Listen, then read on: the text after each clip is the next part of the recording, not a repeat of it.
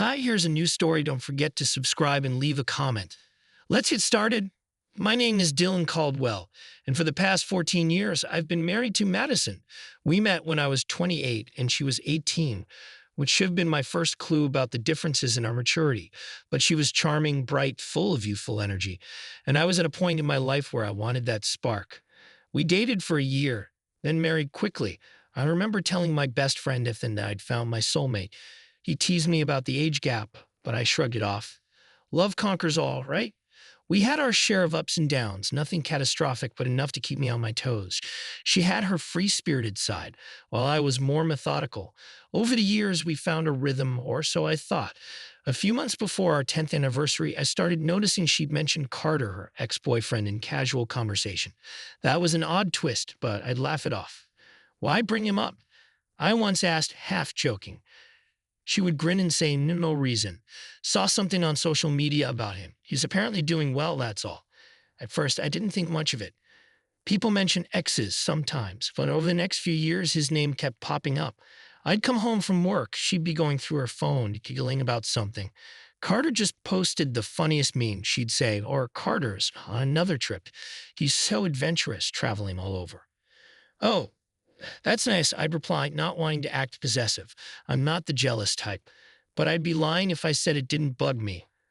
I told Ethan it's weird, right? He shrugged. A little, but you know how some folks cling to exes in a friendly way, so I tried ignoring it. The ex intrudes more and more. By the time we were heading toward our 14th year of marriage, I realized Carter wasn't just a passing mention. Madison was referencing him at least once a week. Sometimes she'd say, Carter used to cook me breakfast every Saturday. Or Carter always liked this brand of whiskey. She'd laugh about how he was so silly, and she seemed nostalgic whenever she spoke of him. One night we were at dinner, and she casually told me, "Oh, guess who congratulated me on my job promotion? Carter.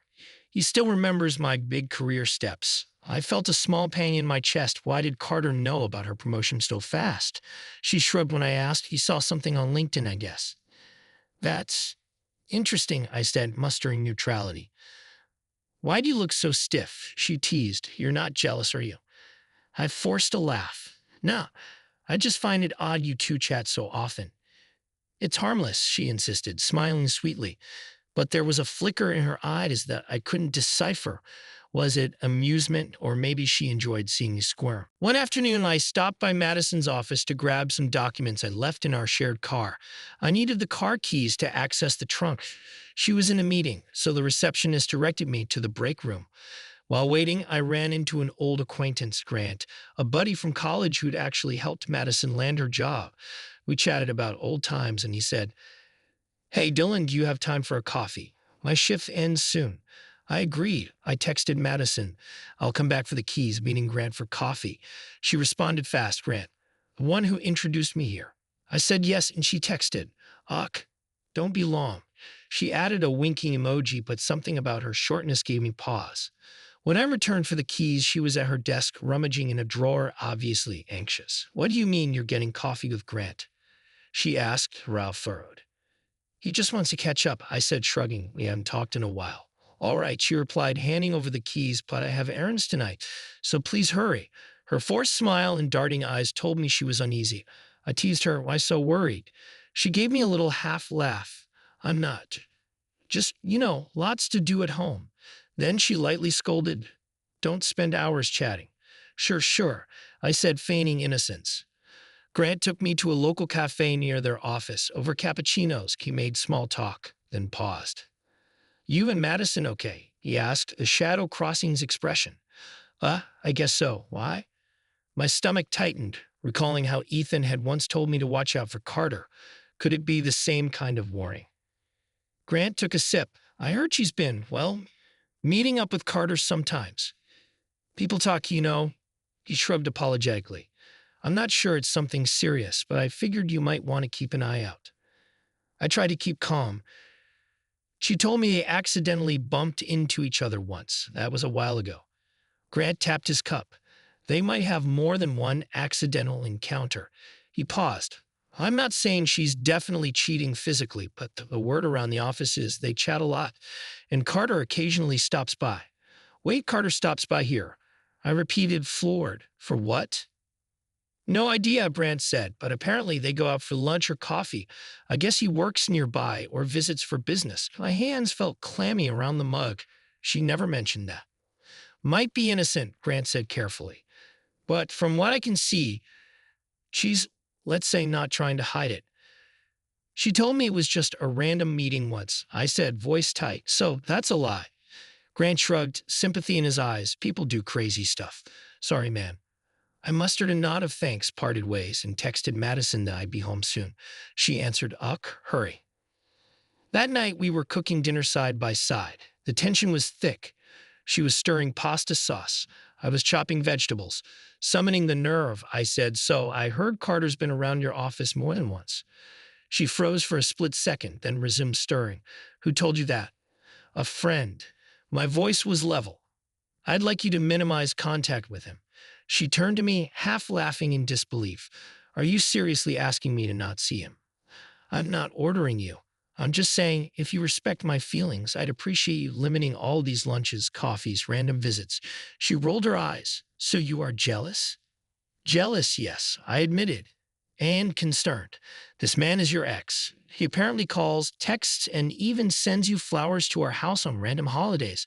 I recalled how, a few months ago, we received a bouquet on Valentine's Day. She told me it was from a friend, not specifying Carter. Now, I realized it must have been him. It's not appropriate. She waved a hand dismissively. He's just being nice. We ended on decent terms. Then she smirked. But if you can't handle it, I bristled. It's not about handling it. It's about boundaries. Boundaries, she set the spoon down aggressively. He's not interfering with us. But you do talk about him a lot, I said, letting the frustration slip into my tone. And this constant mention of him, like you're half living in the past with him. She barked a short laugh. You're overreacting, Ethan.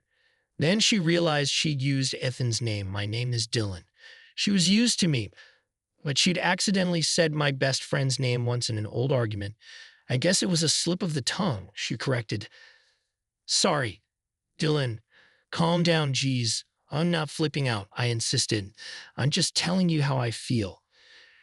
She turned away, muttering, I can't believe you're letting some silly rumor or some friend's comment get under your skin. I inhaled, letting the conversation drop. She was brushing me off. Sure, I'd come around. But I felt a simmering anger. She never took my concerns seriously. That night, unable to sleep, I had a surge of frustration. I'd rummaged through the old texts we'd gotten from Carter. Some had that flamboyant tone. Happy 4th of July, M&D, thinking of you. Or M, you looked radiant in your last picture. Radiant. She rarely posted pictures publicly. If he saw them, she might have shared them privately. Fuming, I found Carter's number in her phone. I typed a short message from my phone. Hey, Carter, it's Dylan. I'd prefer you stay out of my wife's life if you don't mind. I stared at the screen, pulse racing. A minute later, to my surprise, he replied, Carter, or what? The nerve of the man. My fury spiked. I typed back, me. Otherwise, we'll have to handle this differently. He responded almost immediately. Carter, name the time. I'm ready whenever. A low growl escaped my throat. He was provoking me. I typed nothing else, just switched off my phone.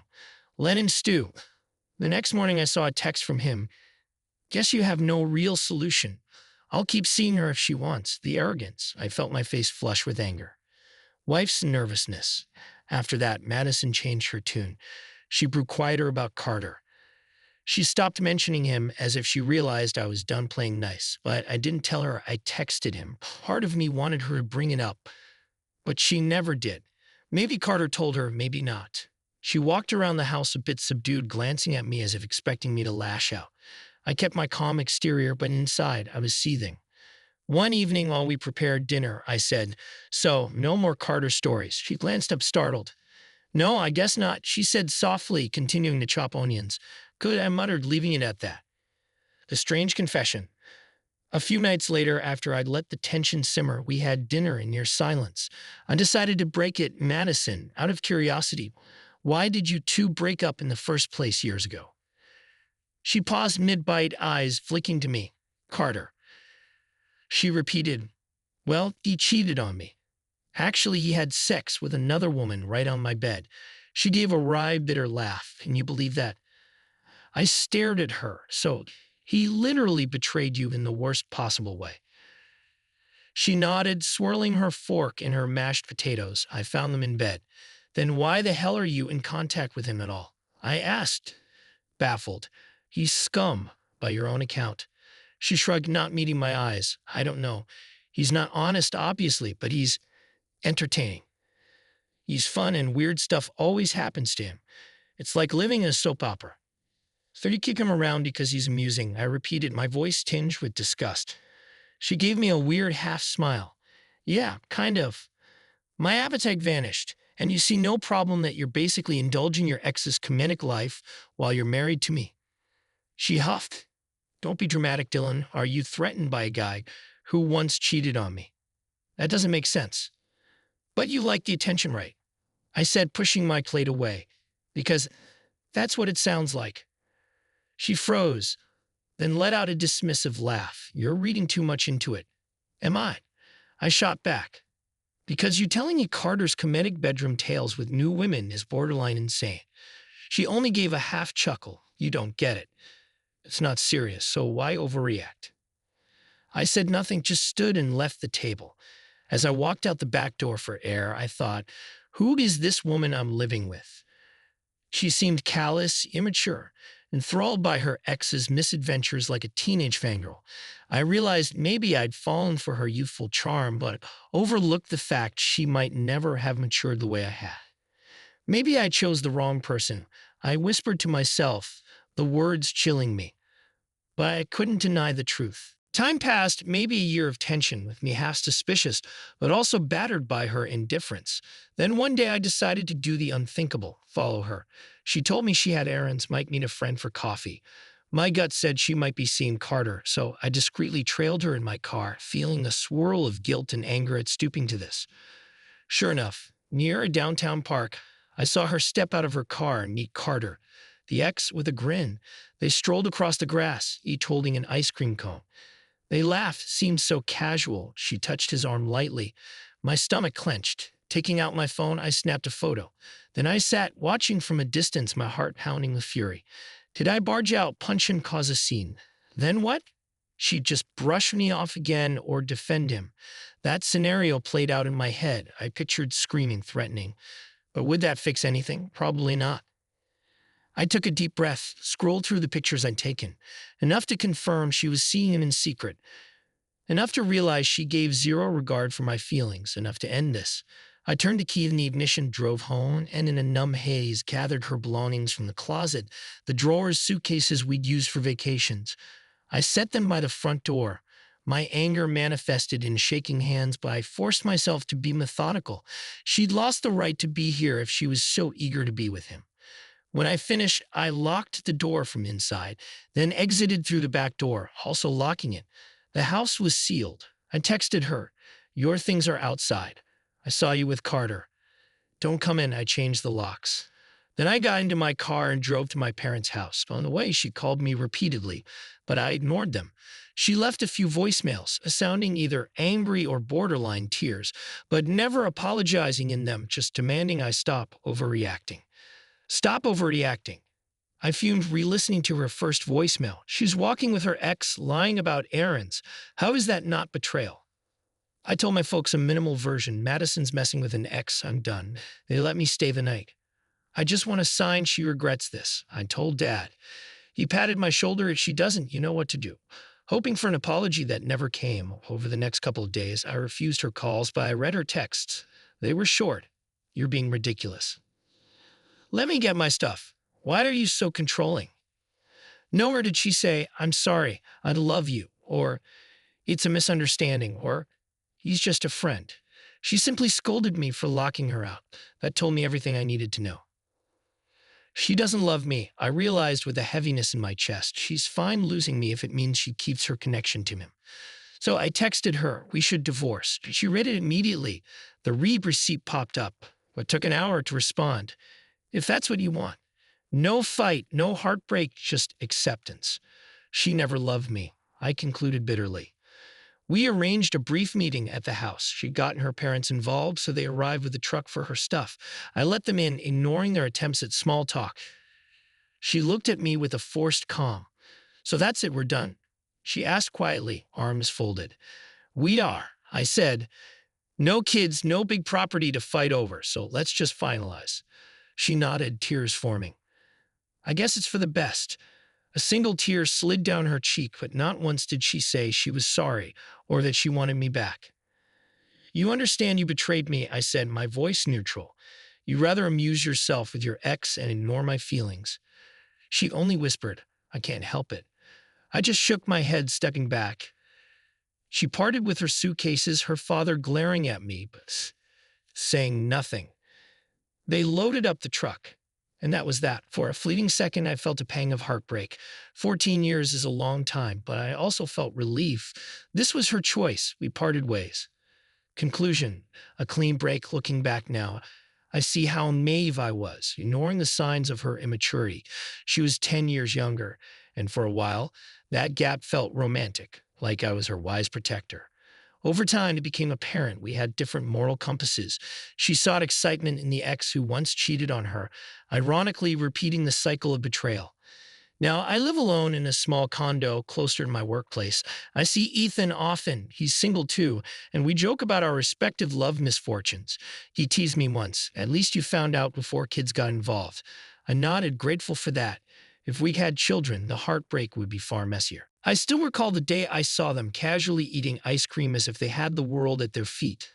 The memory makes me shake my head, a bitter smile crossing my lips. She made her choice, I remind myself. I'm not an auction. Now, I'm in a fresh relationship, Tracy, a kind, witty woman my age who parted from her own complicated past. We take it slow. Tracy asked me once, how'd your last marriage end? I told her in broad strokes. She didn't judge. She simply said, you must have been hurt. I nodded, but that hurt taught me not to tolerate disrespect. So that's my story. 14 years with Madison, overshadowed by her ex's repeated appearances. She found thrill in an old flames drama, ignoring my pleas until I saw them together in secret. The final straw, I ended it, realized she didn't love me enough to fight. We parted. No regrets on my side. Freed from illusions, I moved forward. Maybe that's the best any of us can do, recognize when it's time to walk away from someone who doesn't truly cherish you. What do you think about this story? Let me guess, some will say I should have confronted Carter physically, others that I should have forgiven her. But to me, once trust is broken so blatantly, there's no going back. I guess sometimes you learn the hard way, no matter how long you've been together. If your partner invests more emotion in an ex's soap opera life, it's time to cut ties and find your own path. That's exactly what I did. Now, I'm thankful we had no children, no shared mortgage, no reasons to keep us shackled. And ironically, I'm happier than I've been in years, enjoying the quiet knowledge that I deserve better than a spouse who laughs off my concerns and sneaks around with her ex. Sometimes heartbreak is your ticket to freedom, and that's a ticket worth taking.